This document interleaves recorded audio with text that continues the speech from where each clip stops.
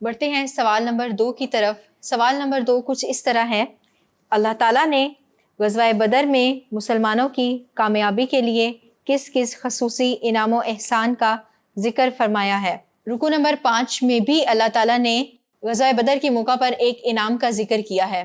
اس کے علاوہ پچھلی آیات میں بھی جو ہم نے پیچھے 4 رکوع پڑھے اس میں بھی وقفے سے اللہ تعالیٰ نے غزوہ بدر کے موقع پر جو مسلمانوں پر اکرام و احسان کیے ان کا ذکر فرمایا تھا۔ تو آپ نے اس سوال کے جواب میں انہی انعامات اور اکرامات کا ذکر کرنا ہے۔ آپ اس سوال کے جواب کو اٹیمپٹ کیسے کریں گے؟ حسب معمول آپ نے جواب کی ہیڈنگ دے دینی ہے، اور اس کے بعد بہت ہی اچھا ہوگا اگر آپ مین ہیڈنگ میں کر کے آپ عنوان دے دیں کہ غزوہ بدر میں مسلمانوں پر انعام و احسان۔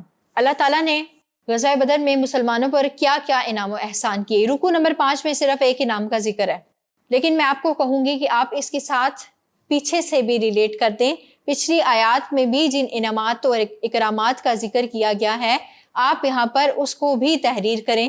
تو آپ کیا کریں گی؟ آپ کہیں گے کہ اللہ تعالیٰ نے غزوہ بدر میں مسلمانوں پر درج ذیل انعامات و اکرامات و احسانات کیے، اور پھر آپ ان کو نکات کی صورت میں لکھتے جائیں۔ آپ کو ایک دفعہ ریوائز کروا دیتی ہوں۔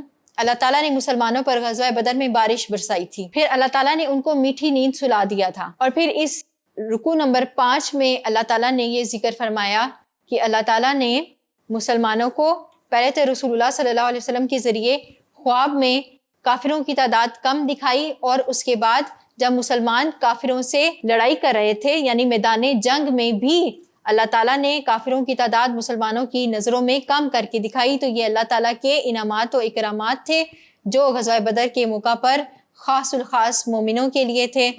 اس سوال میں آپ سے انہی انعامات و اکرامات کا ذکر مانگا گیا ہے۔ آپ نکات کی صورت میں اس کو تحریر کر دیجئے، اور اس طرح آپ کا جواب مکمل ہو جائے گا۔ بڑھتے ہیں اگلے سوال کی طرف۔ شکریہ۔